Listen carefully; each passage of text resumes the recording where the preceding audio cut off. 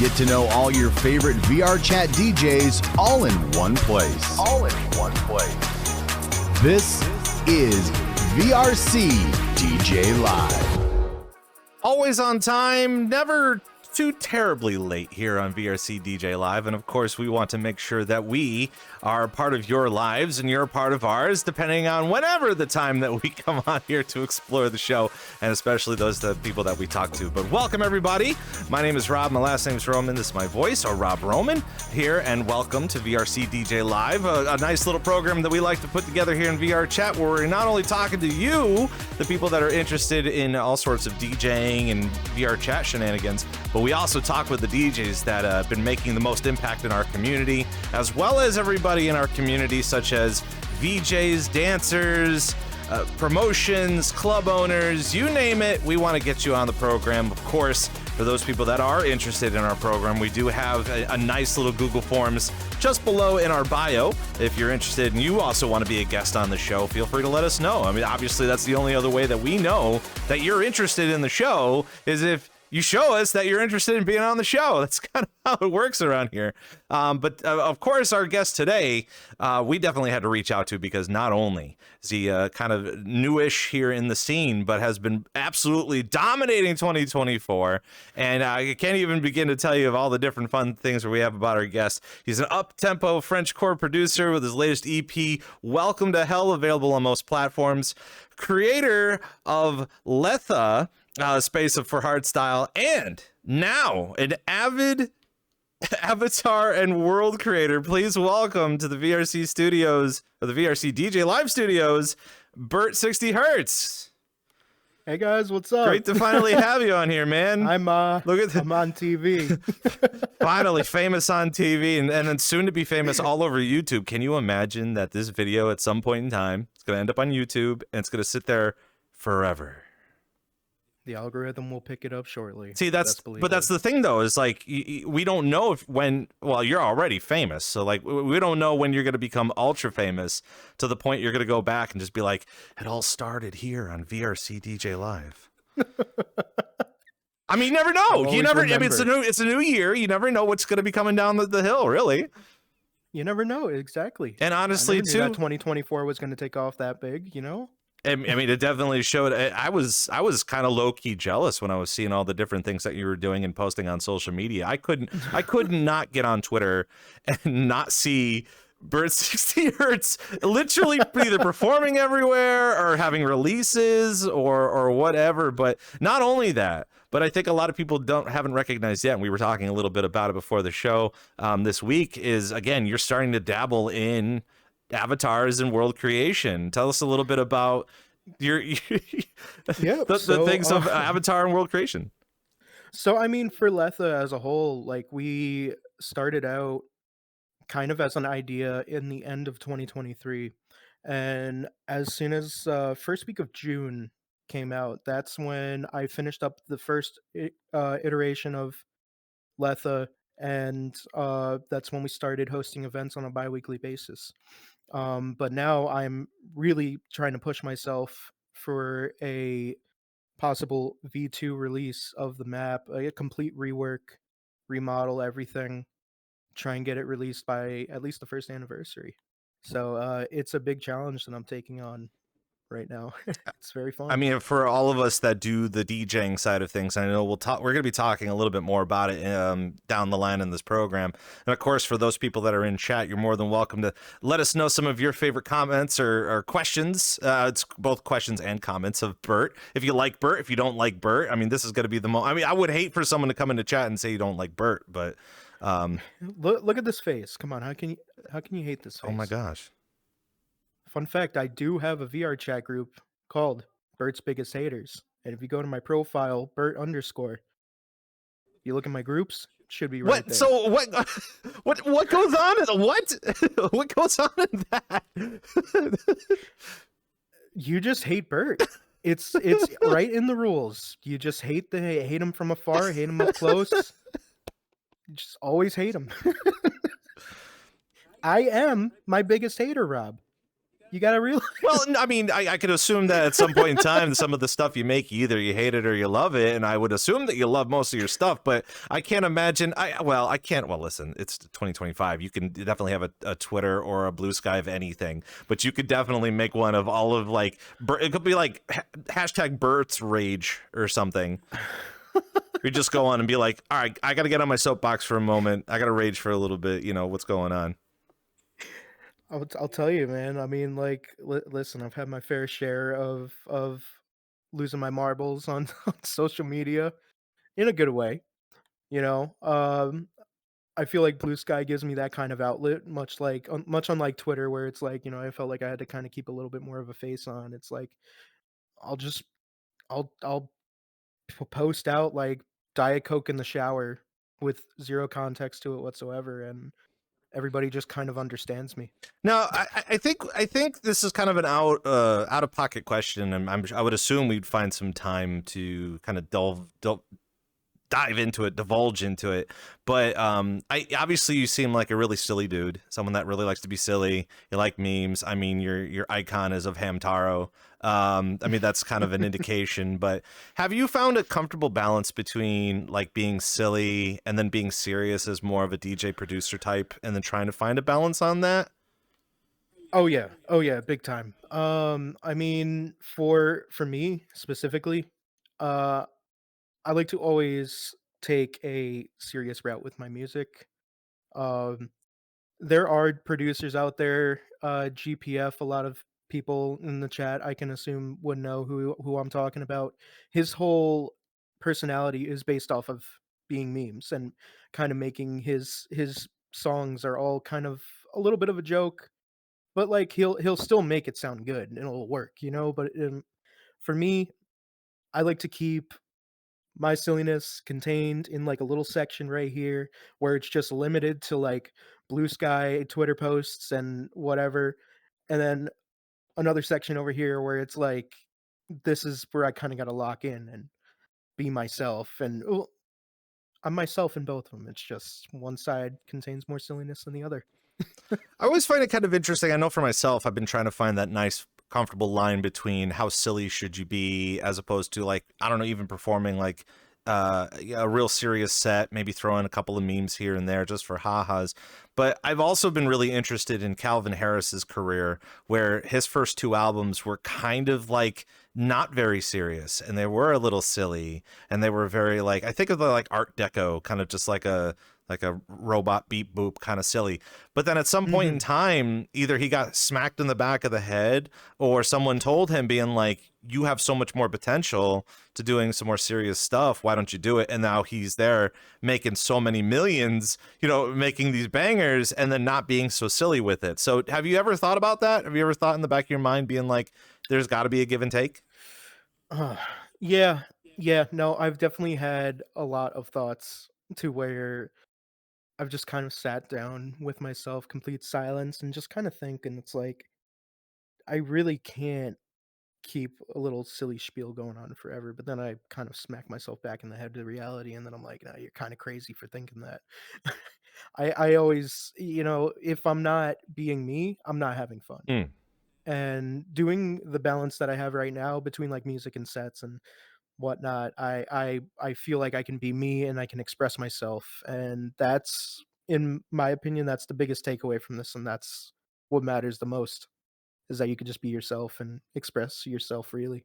I feel like VRChat will also kind of give us all that kind of outlet when it comes to presenting yourself. But in our community, it's also a very warm, welcoming hug of just like, there is a business aspect of it. There is a more professional aspect of it. There are a lot of people in here that also provide DJ stuff in here or also present themselves as a professional. And then, I feel like everybody can feed off that energy. And honestly, too, you could also say, too, that like the friends that you make along the way also shape how you, start to learn more about yourself, too, because you get those traits and you kind of implement those. I know a lot of people have been asking, and I would assume I would want to start asking because I don't think a lot of people know the answer to this, but why Bert60Hz? What's going on with that? So it's a long story, but I can try and cut it extremely well. short. I mean, we got 2 hours, so unless it's 2 hours long, it's definitely not 2 hours long. I can tell you that much. So it all started when I was a little boy. Realistically, I was about 14 or 15 in high school, and I just started dabbling with like FL Studio. It was a big, the SoundCloud artist um, fad was getting to be like kind of at its peak. You had people like Lil Uzi Vert, you had Playboy Cardi, you had like all these big SoundCloud rappers that were just coming out of the blue, and I had a very diverse friend group where some of them liked, heavy metal, some of them liked rap music, and I just kind of wanted to have something to do. All I would do is just go to the skate park and go home at that point after school, and it's just like I wanted something else to mess with. Um, so as I would produce like beats and stuff, my friends would rap over them. They're like, "Oh, this is really good. You should start uploading your stuff." And I'm like, "Yeah, but I gotta figure out what I need to name myself, my alias." Um, so 10th grade, I come in. It's like towards the end of the year, around there. I come in, I wear a tie-dye shirt, and my buddy Anthony, he's like, "Dude, that shirt's like so Sherbert." And I'm like, it just kind of stuck with me, and I'm just like, "Wait, Sherbert? Yeah, that sounds goofy. I'm a goofy guy. I like goofiness, name myself Sherbert." And to kind of keep on the whole SoundCloud rapper niche, I put a dollar sign as an S for the for the for the name, and I kept that alias for about I want to say from 2015 up until 2019. And if you actually go on my SoundCloud page, and you scroll down a little bit hard enough, I feel like you might be able to find one or two tracks that are still named like Sherbert Flip or Sherbert and enter producer's name here. Um, but after taking a hiatus and thinking to myself, like, I took about a long year-long hiatus, and I'm just kind of like thinking, I'm like, I need to kind of simplify my brand a little bit. And when I came back, I started producing like really harsh breakcore, huge, huge genre flip. I was producing like funk and like trap before this, and now all of a sudden I just come out of the break and out of like the break, and I'm just like 210 BPM breakcore, 230 like speedcore. I used to produce like just the most obnoxious stuff when I came back, and um I just, you know, I thought about it, and I was just like, you know what? I'm just gonna call myself Bert. Get rid of the shirt with the dollar sign, of course, and I'm just like, just name it Bert. Everybody called me Bert. Like a few people would just simplify Sherbert and just call me Bert, and I'm like, "Yeah, I'll just stick with that." And when I got into hardcore music in 2021, uh, I didn't know much about kick creation. I didn't know all too much about like, you know, frequencies and mastering. I was, go figure, about 5, 6 years into the trade already, and I'm like still clueless about a lot of aspects. Um, I started to learn how to properly make kicks to kind of what evolved to what I released today. Kind of gives you a good like perspective. Um, you always have to go into your EQ when you're making your kicks, and there's always a sub bass slash like low bass section where the bass should be tuned to. And I dabbled with it for about 3 hours straight, and I found 60 hertz. And it's literally that simple, but I don't know why I made it so long, but like the reason why I'm called Bert60Hz is because my bass for my kicks, every single one of them, can't really see it if you brought my full track in like uh like a EQ or something, but if you DM me on like Discord and just try calling my bluff, I will literally show you my kick EQ. It is tuned at 60 hertz exactly. It's like B1 with like a few cents, but like it's like B1. I'm pretty sure is the key for the kick. I mean, I just figured that the 60 hertz had something to do with equalizing, or that maybe that was like your threshold, or I mean, at some point in time we will find, was it Bert 30 hertz or Bert 90 hertz or something down the line where that threshold gets, presented a little bit more somewhere. Oh, a lot of people do call me Bert 59 Hertz. They like to think of me as like I don't know, I don't know what caused you guys to call me 59, 61, 50. I'll never understand it, Rob, but it just kind of sticks. No matter what, 60 hertz just sticks with me, You know, it and would be really I love fun it. that you could do. I know, for those people that don't believe us in chat, we were actually talking about 55 plus senior living before we got on the program today. Oh my So god! Yeah. we were in that conversation today for some reason. So it would be funny that, yes, when you do hit AARP, I think you should use your age to hertz. So that way, when you do turn 70, you will say that My god. Bert 70 hertz, because at 70 years Bert old, 70 hertz would be a thing? when you would be hurting at, these are the jokes. These are the jokes on VRC DJ Live. That's it, guys. Have a good one. Slow clap. We'll see you. Give it up, guys. Thanks for coming to the show. Give it up, guys. Yeah, see, our producer's just like, oh my gosh, I can't believe it. Getting back a little bit of contrast. I mean, again, unless everyone in chat, it's a live show, so if anybody does want to talk about senior living, I don't know if you guys know more about it than we do, but we were just kind of talking a little bit about it. Let's get a little bit back into how we were just announcing the fact that 2024 was a huge year for you, and I know that you've seen it. Everyone in your community has seen it. Have you had any time to reflect about last year too? I know during New Year's we kind of sit back and think a little bit about what happened in 2024. Have you done that yet? For me, everything feels still kind of like a blur.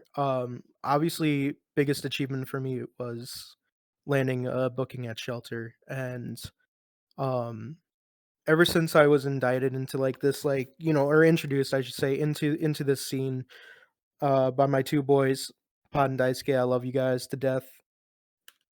Mwah. You know what I mean? Um, they I remember they were telling me about like the biggest venues, Ghost Club, Loner, Shelter, and um I always thought about it, and I would always look at like the Shelter VODs, and I would always say like, dang, I barely see any hardcore on there. And I wanted to make that kind of like my goal, was to kind of just bring hardcore to the main, and just to think like after almost 2 full years of being in the scene, to kind of turn that into a reality. I still can't process it. All like the major places, like all of my bookings. I don't know why people book me.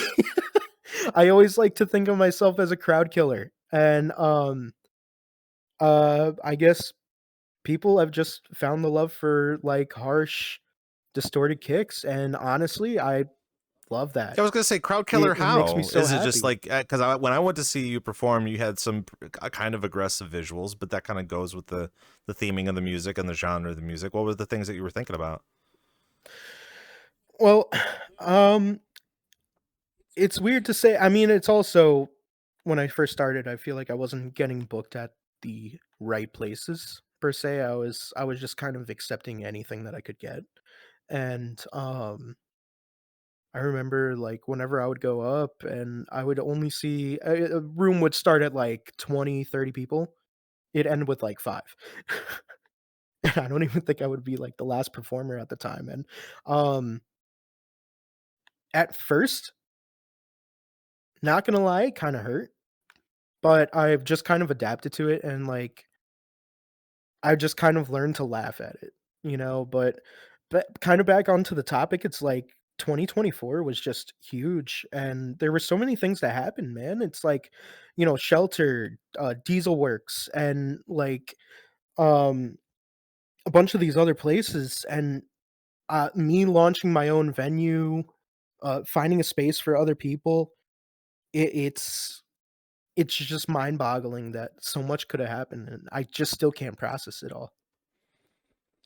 I always kind of focus in a little bit on the kind of the journey of a lot of the DJs that do come into the virtual space, and I do talk to a wide gambit of different thought processes on this. I know one of the hot topics we talk a lot about is finding a way to go from hobbyist to professional in this game, Mhm. because we do talk to a lot of professionals that do come in here just for funsies, but then a lot of people feed off that energy to kind of continue on and learn a little bit about the practice, a little bit about the business and that sort of stuff. And Mhm. the same goes when it comes to DJing in here. I kind of think of it as like if you're going to be a new streamer. I think there's a lot of people that have hit that mark way up here that you start to see, and you feed off of that energy. But they also have had such a long following that it's very easy for them to just get on stage, and then you have a whole flock of people show up. But then when you go up there and perform, you get like one or two people and you don't think too much of it. But at the same time, just as you were saying, clearing out the room, the way you got to kind of look at it is this is good practice, regardless if there's anybody there or not. And I always kind of let Mhm. people know too. I'm like, if no one, if there's very few people there, there's very few people that will hear you mess up, and you can mess up, and nobody will like write you in the papers. No one will spell drama about you or whatever. But that's kind of the thing to do. But again, in your case, again, just this year alone, you've got a massive following to kind of pick up all the things that you say that draws attention away from a crowd. You're literally bringing in a crowd. That is true. That is true, and, I'll tell you, man, even if the way that I look at it now is even if I have just a room with, like, 1 and 2 people, as long as they're vibing, that's all that matters to me. I don't It's always cool to see X amount of people vibe to your stuff. I have seen a full instance of 80 people vibing to, like, my set, i.e. Shelter or Dieselworks even, Um, but you can get just about the same amount of energy with a room full of 10, 15, 20 people, and, um, a lot of people use this platform, again, yes, to practice, and that's kind of what I use it for.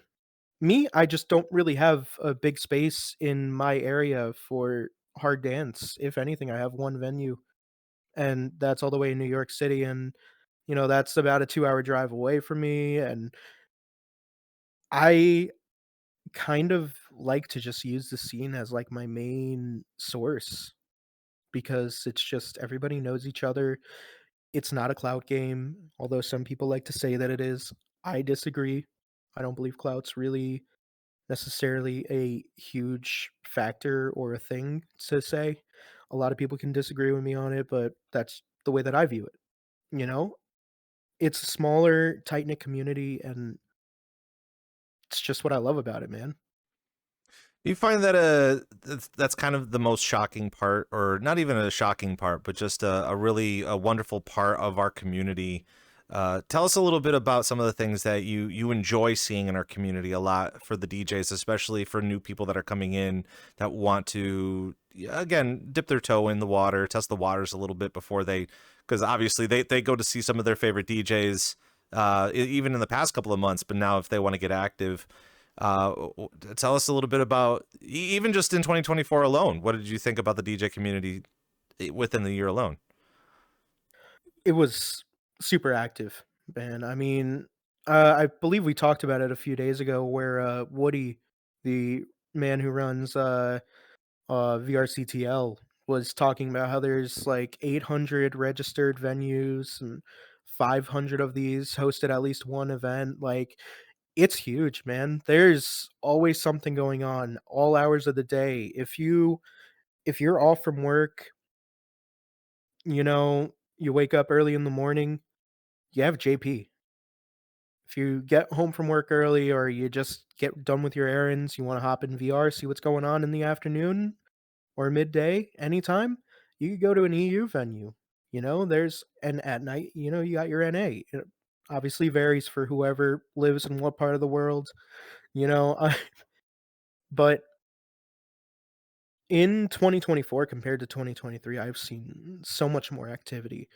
Um, especially with seeing more groups and everything involve in, and I've seen certain venues just kind of take by storm any event that they host. I'm always seeing like an 80-person queue or 80-person instance with like 70, 80-person queue.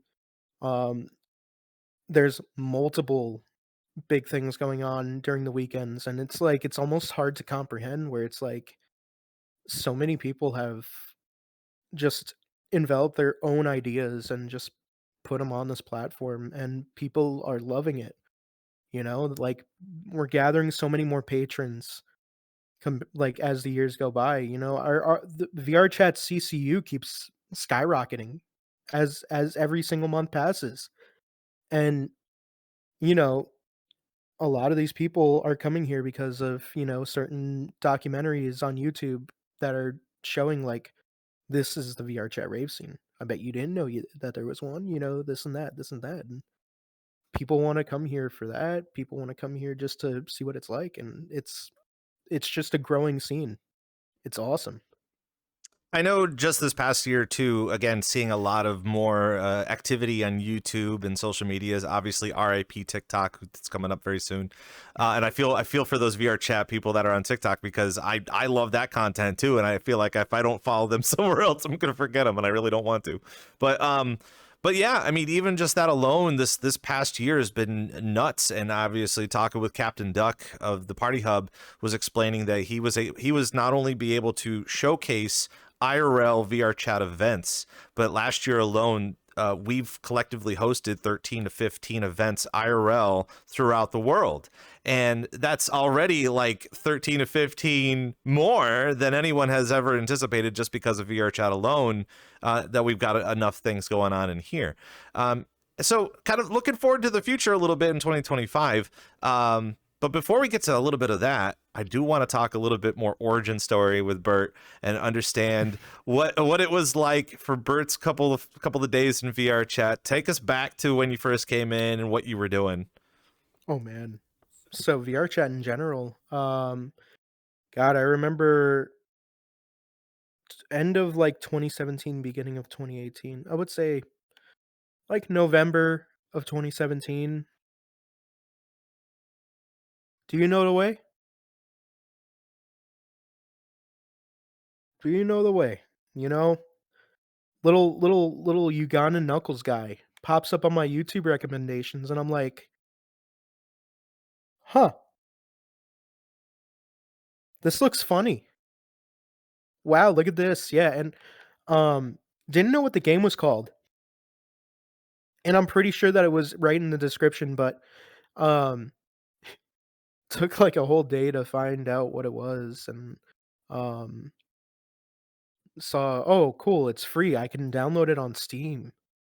Uh I remember I was, oh god, dude. I was just a robot, like literally just desktop man, just kind of default robot avatar. I didn't know like like what to do. I was just so lost. Hopped into, God, I guess it was a Great Pug instance, I could imagine. And it's just from there, it's hopping community to community and just not knowing what to do. Really, really, I didn't really talk, in the first few days, because I was just like kind of scoping and just watching people, man. Did you favor any particular clique or group? I would have like for example, if you're gonna go to the furs, you're gonna go to anime girls or the waifus or the memes, or The Ugandan Knuckles definitely kind of spiked me into the whole like meme avatar kind of thing. Um, but somebody recommended me, there was this one world, and I can't remember the name of it. It was just a huge avatar like hall. It just brought you through hallways and hallways of avatars. you talking about Big Al's? And Big Al's. Mhm. That's the one, Big Al's. That's where I got so many of those like stupid default like Butterman, Uh, oh god. There were so many of them. I just remember, like, always having, like, the butter avatar, though. The one that was kept It's throwing like up on people, or am I thinking of something y else? you're thinking about Nutter. Oh, I also have Nutter. that one, Okay. and it is still in my favorites to this day. It is an SDK2 avatar, and it just you could kinda paint the picture with the name, you know? You could kinda just imagine what it does there, but, yeah, man, first few days in VRChat was it's kinda still a blur because, um a lot of it was just world hopping and seeing a bunch of randoms and maybe saying 1 or 2 words to them. Um, but yeah, I it all changed, like, months after when I got my first CV1 and, just started playing more and more VR chat since, and it really became more of a thing in 2020, 2021, I would say. I was gonna say, talk to us a little bit about how you started to explore some of these clubs, or even some DJs that were in VR chat. What were your inspirations? What were some of the things that you went to earlier on in 2020? Ooh, so 2020 was, again, kind of the same thing, but except you got a new chapter. I'm in VR that time. I had a very specific friend group who we'd hang out in, like, JP Tutorial. Um, I've developed a little bit more of a knack for learning languages at the time because, it's 2020. Everybody's inside. We didn't have much to do. My job was on a break. I worked in food service at the time. So, um, a lot of it was just me inside, had, like, 0 money, so I'm like I'm, like, just sitting there every single day and just trying to chat with other people, um, but it didn't really the rave scene didn't really come up to me until, I would say, 2022. Um, you know, again, funny little story, if you heard me mention before Pod and Daisuke. Um, I really hope Daisuke's in the chat right now because I see everybody talking. Hi Dreams, hi Potato, hi Andy, hi Daisuke. I hope you're all still there. um, it all started. Oh, homie's here. Homie's here. He remembers this, man. It was I have this one really favorite world called Japan Street. And it's made by Neat Engineer, and it's just a really big, large scale, low poly town. And it's great. It's just there's a lot of cool stuff. You know what? We go together, Rob. We go together. I'll show you around Japan Street one day. The proper meme fashion, or we could hold hands. We just skip down I the mean, if you street. want. We're in Japan Street with Rob Roman's voice. Yeah. Hi, Xerin. So, 2022, I'm just doing my own thing. I'm in desktop. I'm running around Japan Street, and I see these 2 guys, and they pull up in, like, one of the invisible cars that they have there. Like, there's a little, like, transparent car that you can drive around the town. They pull up, and they just start speaking Japanese to me, and I'm like, "I don't know what these guys are saying, but I'm here for it. I'm getting in the car." So I got in the car. Um, one of them sounded really fluent. The other one, Daisuke, I could kinda tell, I'm like, "Okay, this guy's definitely not from Japan." But Imma try and converse with him in English anyways. Lo and behold, they both speak fluent English, native speakers, but, um, we've talked, we yapped a little bit, do as people do in good old Japan street fashion. You just sit there and you yap in front of the mirrors in the, you know, kinda town center, and, they mentioned that they have, like, these events, and I'm like, "Oh, you guys DJ?" I've been looking to get into that, and open arms, man. Open arms. These guys were mad chill, and, you know, love these guys. I love these guys so much, man. These guys introduced me into the scene, and I still cannot thank the 2 of them enough. you know. And I remember the first ever scene that or first ever rave that I went to. I think it was Wally who was DJing. DJ Wally, the man with the turntables, you know. And it's like I can't remember the exact venue name. I was talking to somebody about this very recently. They said it's called Underpass. I don't know what group hosted it, but I think it was called Underpass. It's like literally on an underpass. You take a stairway down, it looks like a bunker, and then the DJ is kind of like in an indented floor.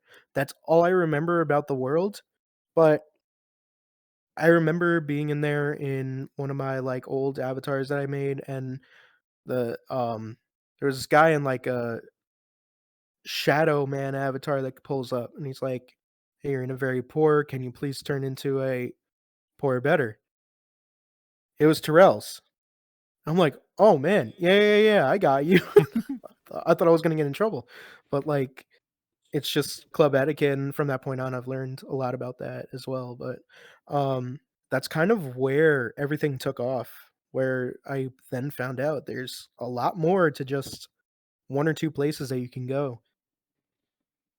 Now, you find that a lot of people found out a lot of stuff that you've been performing, or did you find that you had to kind of perform a lot more for a lot more people to not really get people's attention, but obviously as we continue to understand and get to know some more DJs and club owners and stuff like that, we randomly like stumble upon them, and then they either have heard of us or they can be heard of us. So talk to us a little bit about the kind of the growing networking that you had to do ever since that moment.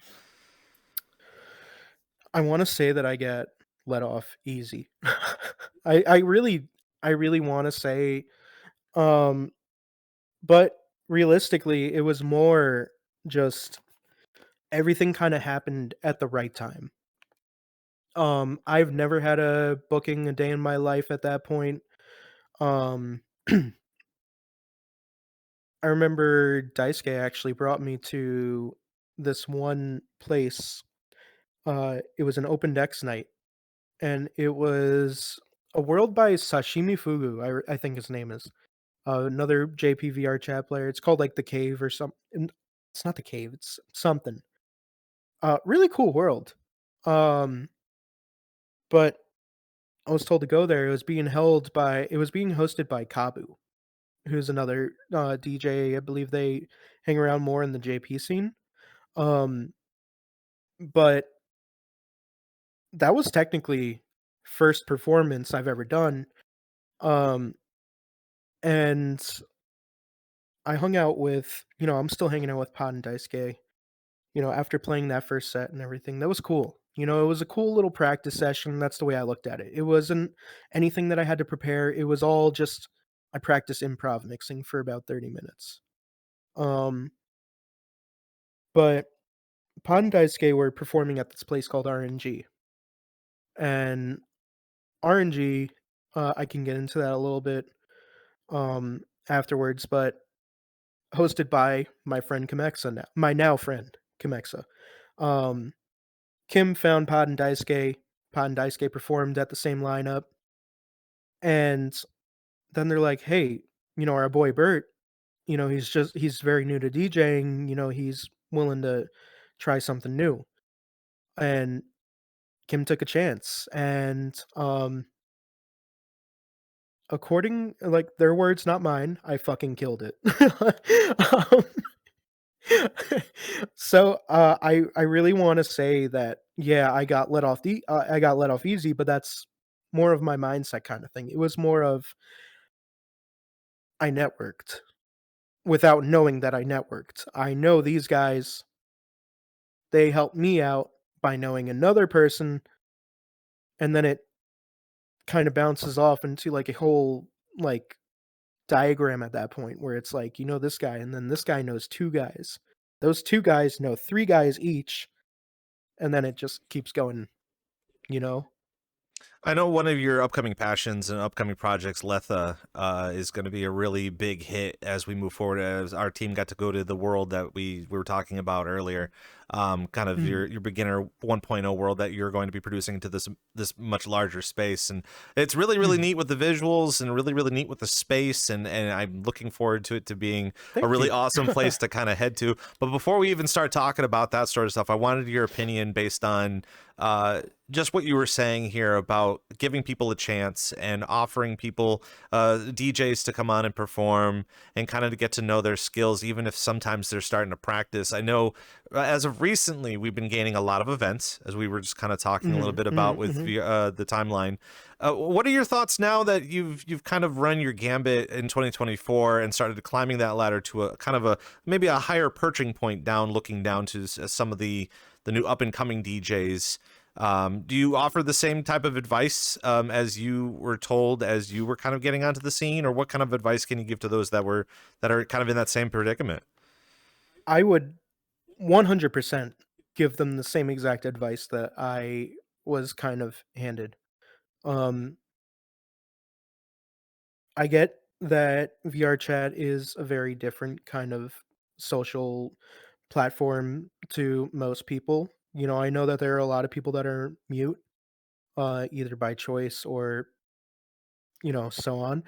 Um, I know that there are a lot of people that are very anxious when talking to people, which I can completely understand. I was very introverted when I was younger. I was not the most outgoing, outspoken person that most knew or that most know today. um, but the easiest way that I could say is if you're looking to get into the scene, you're looking to start DJing, um, you're looking to just kind of make more friends. It all goes the same way. Talking to people, getting to know people. Um, I know that there are some people that might put that off as like, this person's just trying to clout chase, or this person's just trying to do that. No, you gotta approach it a little bit differently. You gotta show people that, like, you take genuine interest in this.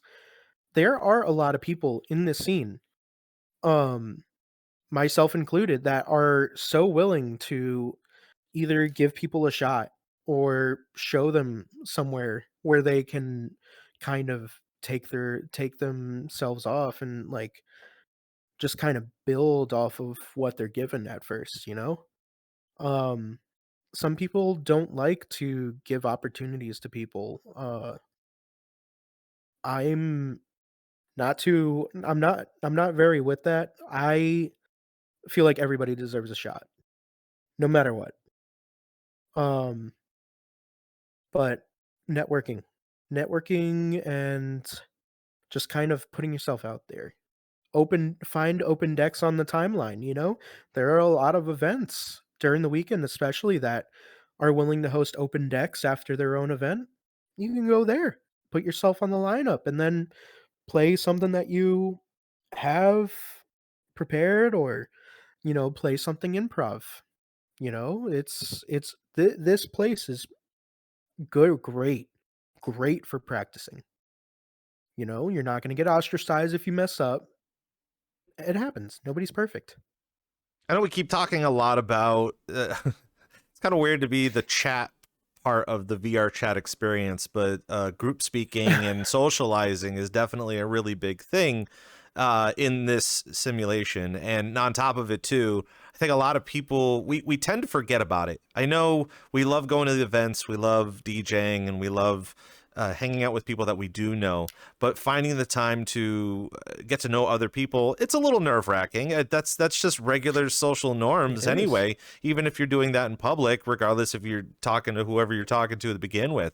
But one of the things that I think that we should start doing in 2025, and I know we have talked about it a lot on this program, is finding opportunities to not only explore some of these cool new clubs that are doing events, or even setting yourself up for open decks, but also getting a chance to go in early and meeting the owner, meeting the instance Mhm. owner, meeting some more of the DJs that are there. I mean, hell, Oh, when yeah. I go in there and I see another DJ, or if I'm going to be right up before them, I go and give them some love. I throw them snowflakes. I give them weird meme emotes and stuff like that to kind of get their attention a little more. Oh, yeah. And I just feel like that's something that we need to kind of accomplish in the new year. Yeah. Oh my God, 100%. And I mean, there's a lot of good examples that I've seen, um, kind of in my scene, like my area with the hard dance area. Um, there's a lot of people who, if they get booked for Letha, let's put for example, if I book you for Letha, um, their friends, their supporters, whoever the people that listen will show up there as doors open, and most of them will stay the entire event. There's a lot of respect that certain like people in the scene have for this kind of music. Um, at least that's what I'm noticing. Maybe I'm thinking too far deep into it, but from what I've noticed, there are a lot of people who are devoted who will stay like the entirety of the event, and if they're not at the event, they're watching the live stream. It's just there's a lot of people who care about this stuff. It may not be real life. This may all be through a toaster on our face, but people care. There's a lot of devotion in this scene, We and it's pretty insane. we tend to take that for granted a lot, especially when we do either perform in front of a bunch of people or, sometimes those people are in their own talking groups. I don't want to say cliques, but I want to say like, they have their own little Mhm. group of friends and stuff like that. And it's LETHA, right? Am I saying that correctly? LETHA? Letha, Yeah, that's I have correct. to Yep. I have to try to pronounce it correctly because in my head I'm thinking something different, but it's definitely LETHA. But the same thing goes is that I think a lot of the people that do come to these types of events, they need to get a standing clap of applause too, because again they're devoting a lot of their time to that group and their love for the Oh yeah. craft and the love for the music, which is incredible to see too, just because this is our scene now. This is it. This is it's let's just say you're gonna go to the coffee shop. You're gonna go to the coffee shop and you're gonna converse with the rest Mhm. of the people that love coffee. Like, of course they're gonna go hang out there because they all love coffee and you guys Exactly. can hang out and do coffee. But now you have your own group of people that share the same type of love and experience. And who says that as we're going into February you can't just say that it's love? You could say it's love. You could love one Oh another. yeah. Totally fine with that. Oh yeah. Oh yeah. Doesn't always have to be, like a serious, what's the term I'm thinking of? Not like platonic, but you know what I mean, like you love somebody but not in a romanticized I don't way. want to say the actual Urban Dictionary term because I'm the Let's host. not. There is a term for it. I know you know it. I know I know it. I know that chat can say You it. know what Chat, I'm you can thinking say it in of. chat. I mean, that's fine. I'm okay with You that. know what I'm thinking of, but it's like it's not that I love everybody in a romanticized kind of way.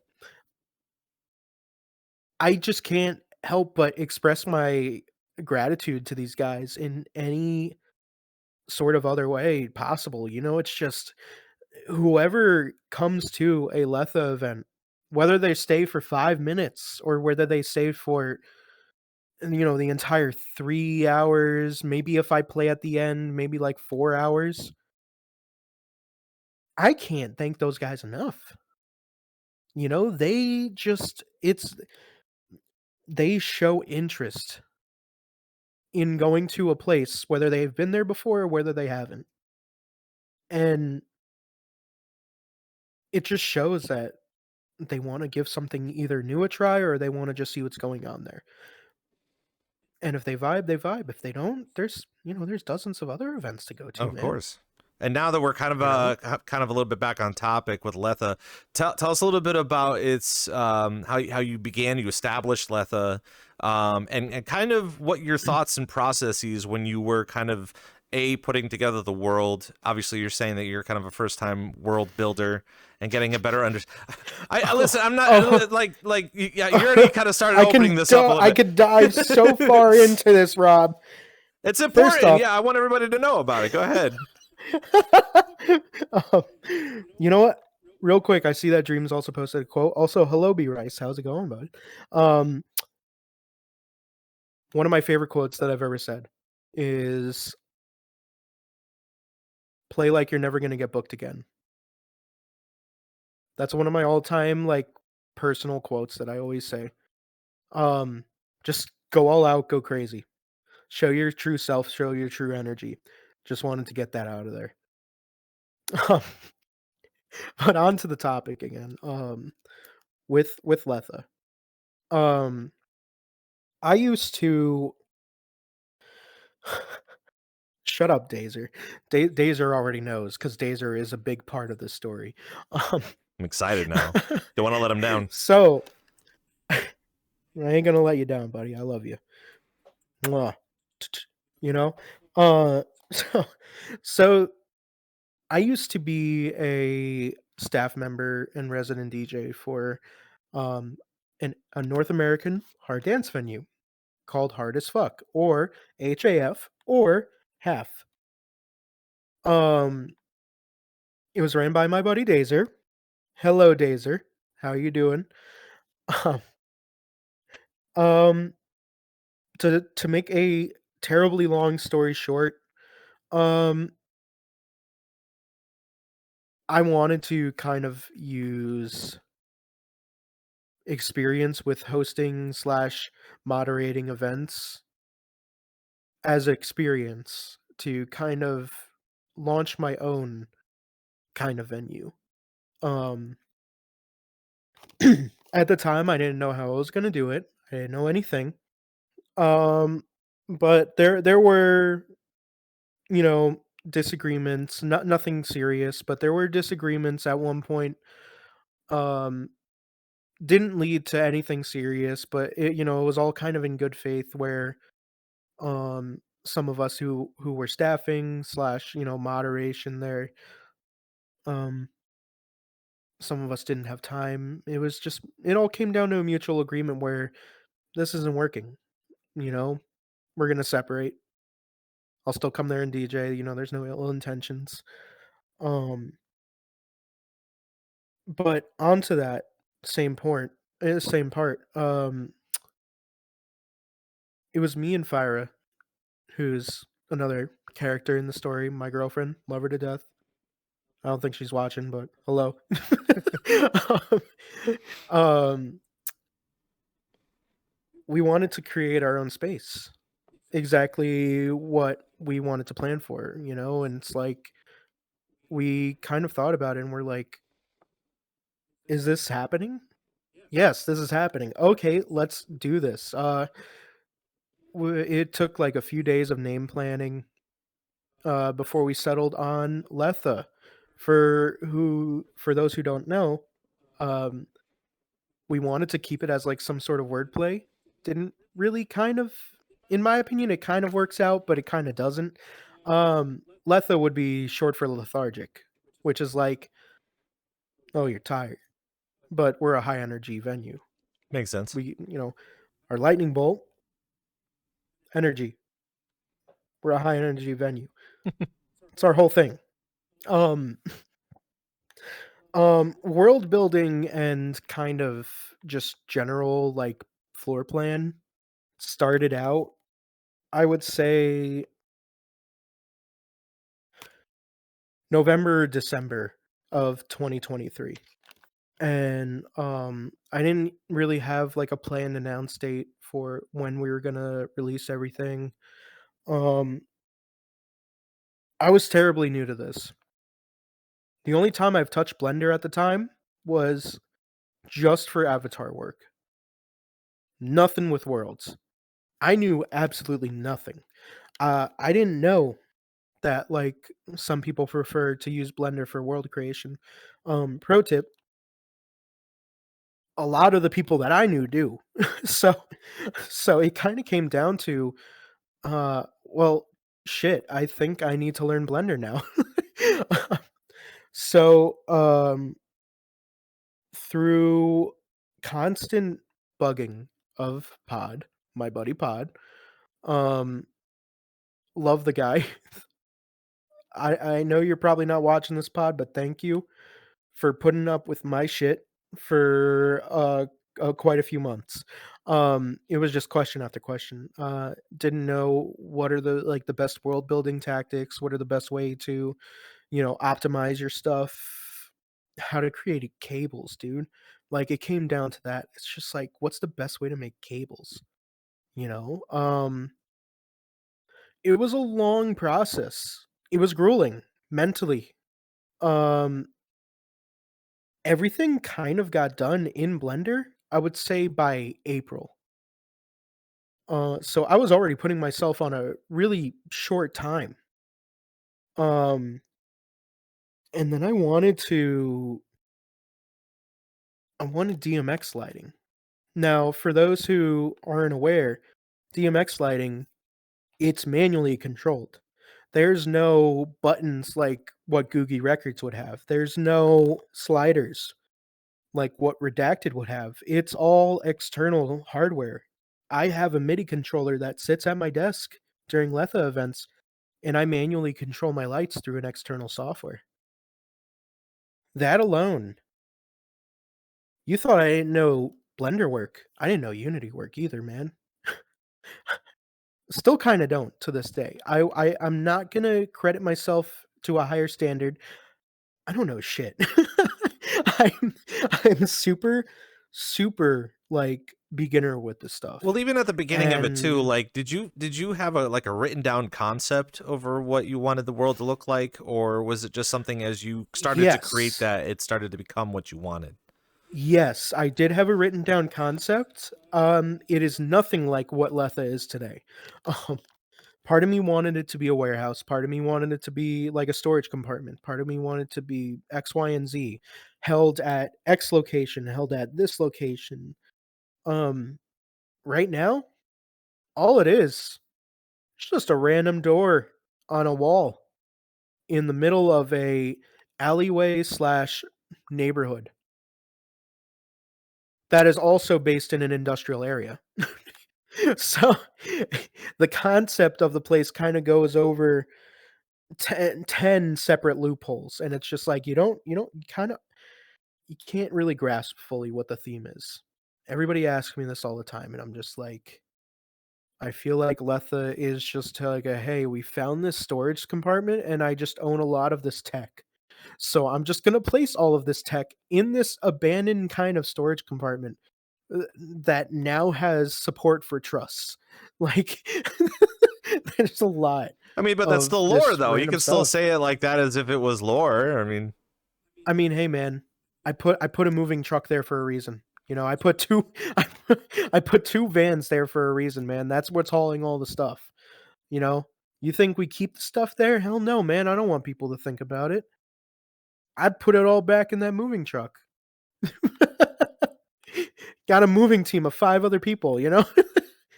You can't let anybody know that we're using the spot. That's the kind of whole premise of it. Um, but, you know, everything, man. I finished Letha 2 weeks before volume 1. When I announced it, I believe. When I announced it, I'm pretty sure that's when I finished everything. Textures, modeling, everything.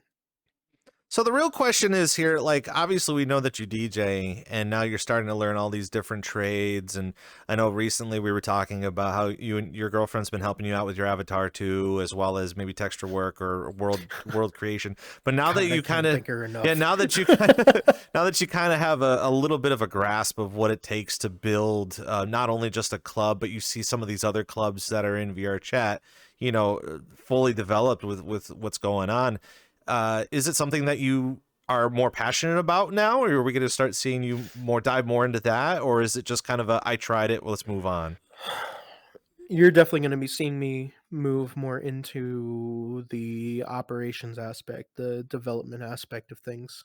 Um, all the while, I'm still going to be keeping my same DJ spiel. You know, that's not going anywhere. I'll still be mixing whenever I could get a booking or whenever somebody wants to book me. My bookings are open. Hit me up um, on Discord, Bert60Hz, lowercase b. Uh, um, but I'm going to be 100% full throttle, sticking to world development. This is more of a skill that I've tried. I hated it at first, but now I want to get better. I'm kind of at the point where I already made V1. I want to make V2 even better. Um, this is where I want to start taking more skills like shaders, um, modeling, like even just general modeling and like trying to fit like scale wise to a good proportion to where we can host, if the day ever comes, an 80-person instance and still have enough space that can have people like walk through and not feel too crammed in. There's a lot of there's a lot of like things that I want to take into account here, and um it's just it kind of gives myself no choice but to go full throttle. I've thought about commissions even with V1. I've thought about doing a commission, but I thought about it one night and I'm like, what's the fun in that? Hmm. I'm getting the work done for me, and it's just obviously everybody's entitled to their own opinion, but for me it's just, won't I feel more proud of myself if I had done this myself?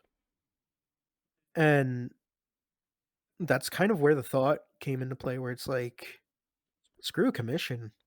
I'll just learn it. I mean, if the software, the applications are free, you might as well go with it. Exactly. And somebody on my Blue Sky, I live by this quote where that I saw, and it's like, I saw it on my Blue Sky and I'm just like, holy crap. Wait, this is like good. I like this. And it's very simple. It just says make it exist first and then make it better. That's exactly what happened with LETHA.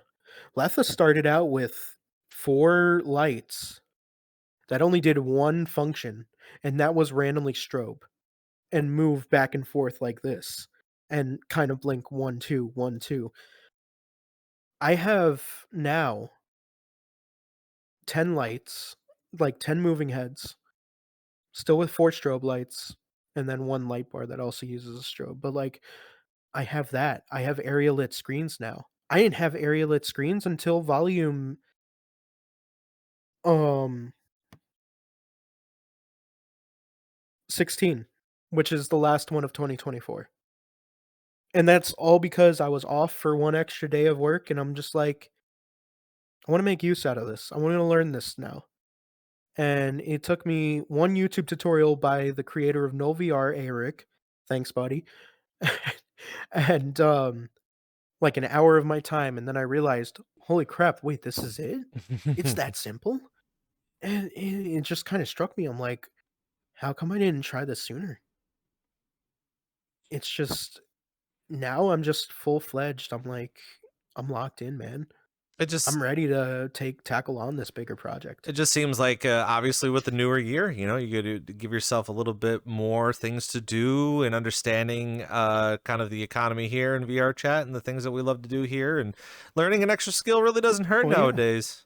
It does not. That's for sure. I encourage whoever has more free time on their hands, if you're literally just sitting home doing nothing, honestly, pick up Blender, man. Pick up even Unity.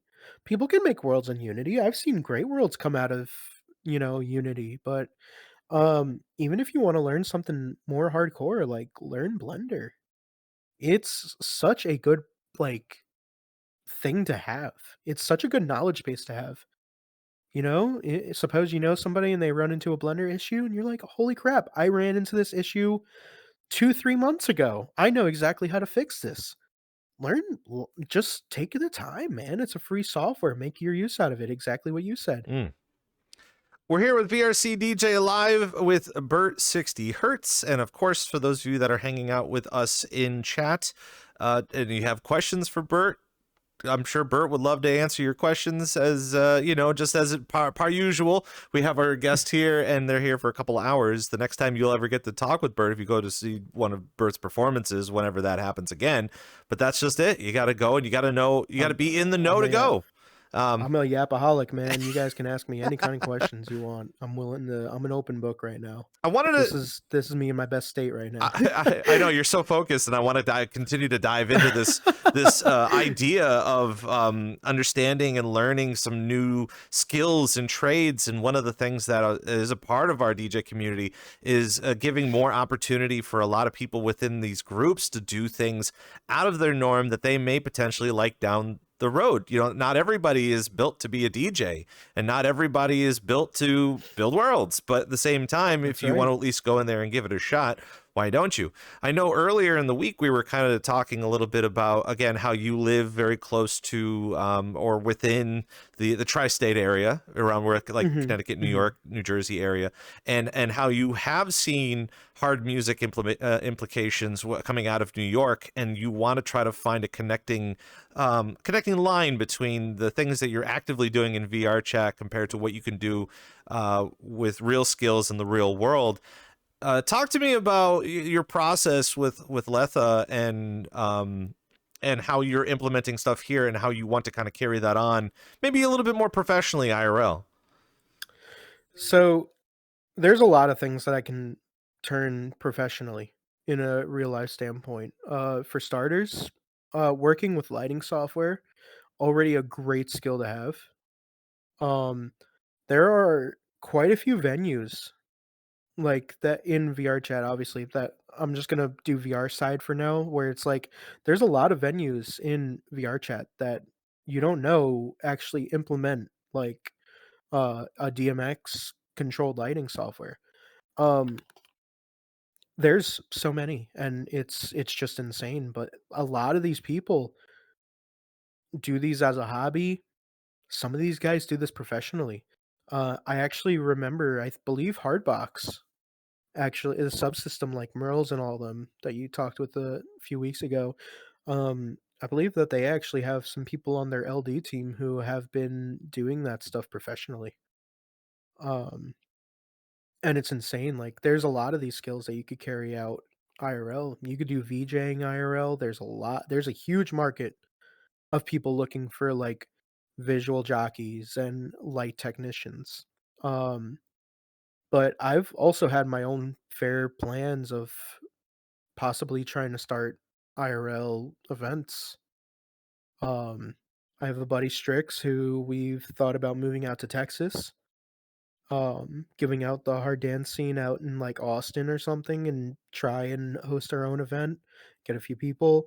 Um, a lot of like the booking skills and management skills would I feel would be a huge help and carry over very like smooth into the transition to an IRL standpoint. Um, there's a lot of opportunities out there, and it's just some people are taking them, some people aren't. It just comes down to your devotion for the scene and what you feel like you're capable of. Kind of looking a little bit ahead between gaining popularity in VRChat comparable to more IRL applications. And I know we have a couple of questions in chat, which we'll get to in a moment. But again, one of the biggest hurdles that we've been kind of coming across is just that fact that we're still not collectively ready to showcase VRChat as a DJ component comparable to an IRL, like going to a club in IRL. Just because of some of the videos that we've seen on YouTube, some of the social media norms and stuff that we would see either on TikTok or Instagram or something. So it's very hard business-wise to showcase the skills that we practice in here and try to get good at.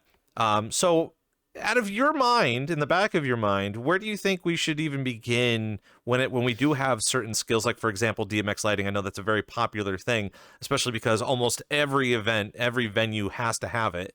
Well, not has to, but it definitely looks awesome. It helps. Yeah. It helps. So it creates a better environment. Where do you find we start building our professional resumes to even start talking to some of these people? Because again, let's just say you have experience with DMX lighting and you go to a club and you talk to a lighting guy. It's going to be difficult for them to be like, oh, it's VRChat, I don't do anything in there, or he doesn't know what it is, So how can we continue to push that idea of we're actually doing it in here in real time applications? It is kind of hard. Don't get me wrong. On a DJ standpoint, not even trade as far as LD and VJ. I feel like the IRL scene doesn't really take VRChat into account, where it's like it's kind of the same thing. They they look at it and say, "Oh, it's VRChat, and it's not real." You know, they're looking at it and they're like, "Well, are you actually mixing on a CDJ setup?" Well, I know 2TD does it. I know like Akiyama does it. I know like those two guys that do it, but no, I have just a standard 4-channel controller, and it's like, not literally, but I can imagine they would be like, then why would we book you? There's a lot of these places where I feel like I've been stumped out of bookings because of popularity. They want to hire somebody who could, or they want to book somebody who knows how to promote their event and who can sell tickets. You don't have that over here. For the DJ side, it's a lot harder, I feel. Unless you're DJing conventions or, you have your foot in the door that way. It is hard, man. It's hard. Especially in a part of the world where this niche of this kind of niche genre of music isn't really well known. You go to Hard Dance NYC, a place where I've played for IRL last May, and that was my only ever IRL booking. The main stage at its peak, probably 100 people, 75 to 100 people. And it's a really big artist that was performing at the time. I remember it was Junkie Kid, who's from Mexico, but he's huge in hard dance. Like, you go to his SoundCloud, I think he has like it's somewhere in the tens of thousands that he has. But he's huge. It's like that's big for our scene. Um but it's just, for DJs it's a lot harder. I could be wrong. It could just be because I DJ such a niche genre of music that's not widely known over here, which is why I'm not getting any bookings or anything. For VJs and LDs, it's different. A lot of the software that is used on the computer for doing those tasks, like in VR, let's say Touch Designer for VJs or Resolume, those are industry standard. You can build a portfolio and show your sets. You can record your sets, put them on a website or a blog post or something, anywhere where you can link the video. You can use that as your experience. For lighting techs, I'm not so sure how you would go about that route. I'm going to be honest. I'm going to discredit myself. I wouldn't quite know. But what I do know is a lot of the software that's used. In my case, I use QLC. Some people I know will use it. I don't think it's widely used. A lot of the people use Onyx, Grandma, or Grand MA. I like to call it Grandma. um, I think people use Magic Q. I could be wrong. Marco could probably watch this VOD and correct me later. But there's a few industry standard, apps there that I'm pretty sure have visualizers that you can also record your light shows and then send in to any kind of production team. It's definitely a lot easier for the more visually appealing like side of the scene. But again, it all depends who you're talking to. DJs could be a lot different. But just from what I've seen, I can imagine hell of a lot easier for VJs and LDs. Yeah.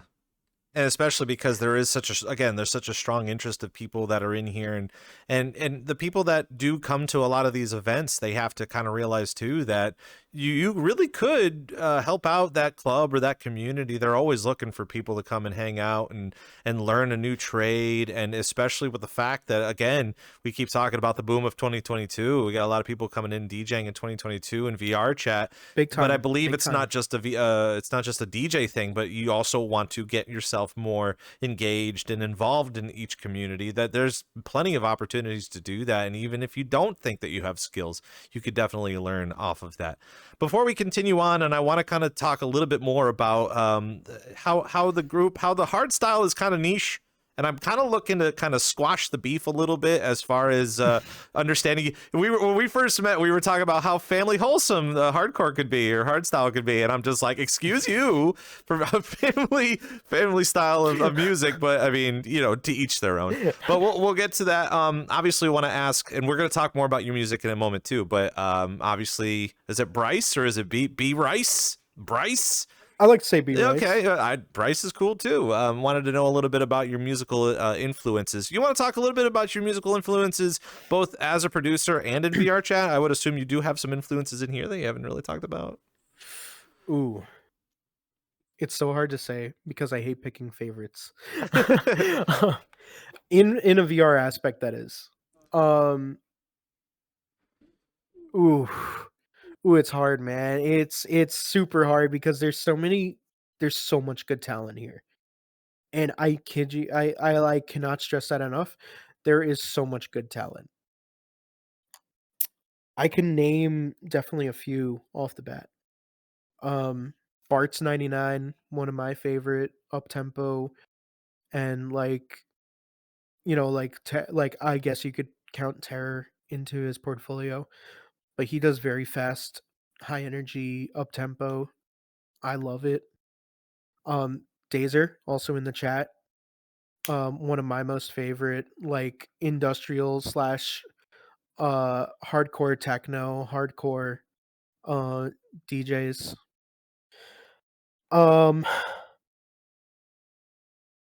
Wow. Another homie, Dreams. I'm just kind of picking favorites here. But seriously though, a lot of these people, they may be my friends, but they are just as good as a DJ as you would ever think that they can be. Like, these guys are incredible. They put over some of the best like performances I've seen. Even Endy or I can never pronounce your name. Sarah, they're in the chat. You see them. Like, very very insane, like hard style, raw style. Like I literally cannot pick a favorite with these guys. Everybody that is in this chat, plus like a lot of people who I've held at LETHA. You want some of my favorite DJs? You look at the LETHA lineups. That's the best way that I could put it. I have hosted people that I feel are like, they bring the energy. They bring that kind of feel that you want in a hard dance I environment. kind of feel like all of the people that you bring to your clubs is just some people that you like. That's honestly what you're trying to be like. I play favoritism in every single aspect that I can. I like to have all of my friends play nepotism baby. so if you're gonna go play the club, like, that's just so you know, that's kind of a. But literally anybody that I bring on a LETHA, it's usually because I see something in them where it's like, I see that high energy that you bring.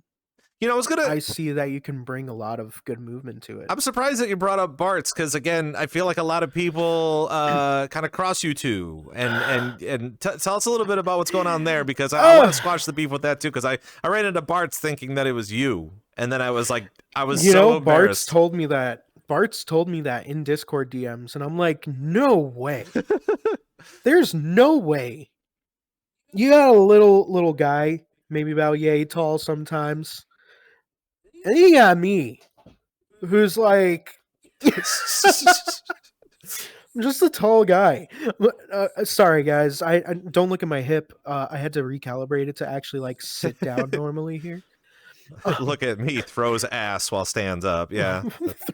I broke my back earlier. I didn't go to the hospital. I really wanted to make it to That's what Bart's music will. VRCDJ That's live what Bert's podcast. music will do for you.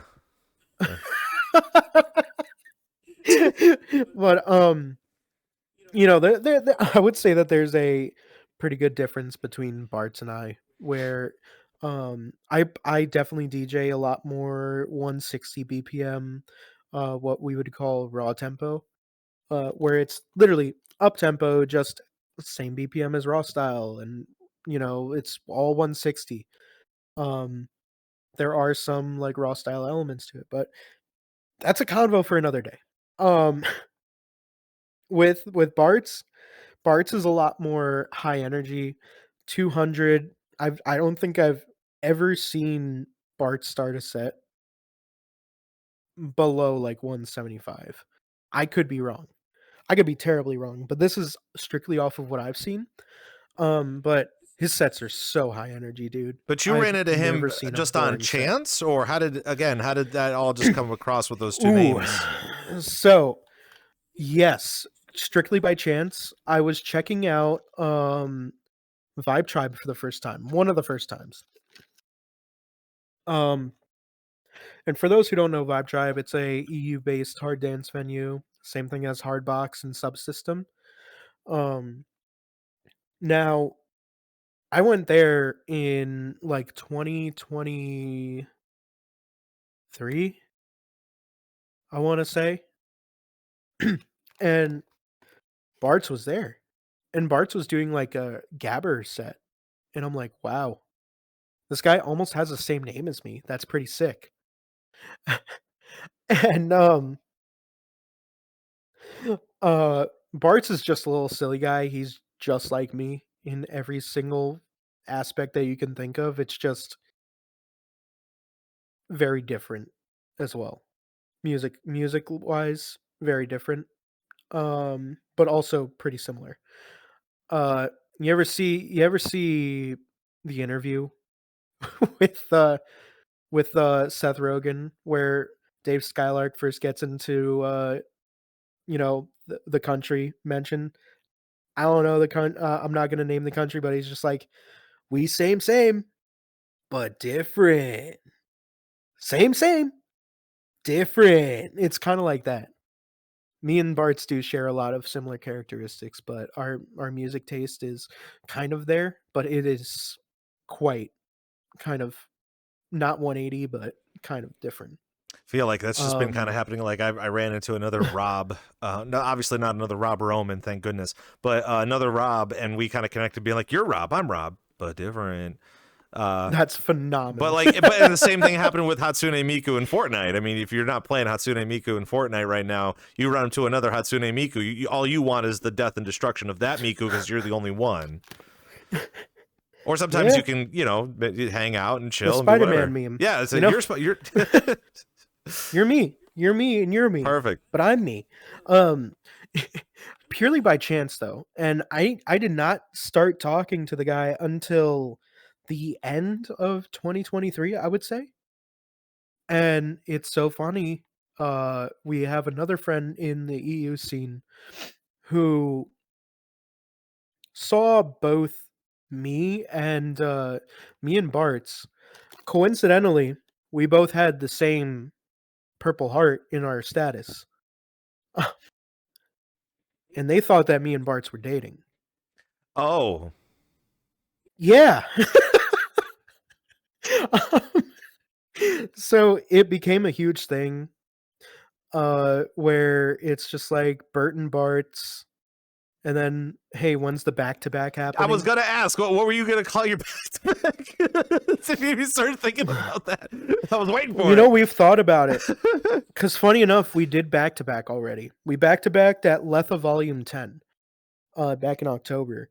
And it's a 1 hour long slot. We, by chance, gave ourselves both 30 minutes total to do our music selection. But we never came up with a solid name for it. It was either Bartz60 or Bert99. It was something. It never rolled off the tongue good, and I don't know why. I feel like there should have been a way for it to roll off the tongue well. Could have just But been Bert to Bart. As like a back-to-back B2B. yeah, On that's first. exactly what we did on the poster. That's exactly what we did on the poster. It was just Bert back-to-back Bartz. Like it was. Thanks, Xerin. Xerin just put Bert60Hz. Wait, because shut up. That kind of works, man. That kind of works, and I don't know if I like it. Getting bullied in chat on a live program. That's crazy. It works. It works, and it's ridiculous. Oh, but long story short, coincidental. We ran into each other, and it's just, I love them. I love them. They're great. They're honestly one of my most favorite people that I've ever met in this platform. And I can't thank them enough for being them, because they are one silly little guy. I can imagine. I see him wanting to perform or performing most of the times, and I haven't had an opportunity to go in there to kind of see what's good and hanging out and checking out all these sort of things. But again, by coincidence, it's so really funny because here in this social simulation, you technically can be the evil version of someone else, and you really don't know. Or the other way around. Peter to Retep, if you ever watch Family Guy. There you go. You got the two of them. Now, I know we're running a little short on time here on VRC DJ Live, and of course, feel free to ask some of your questions for Bert60Hz at any given time throughout the show. But I want to dive a little bit into this topic a little bit, just so I can kind of clear a little bit of it.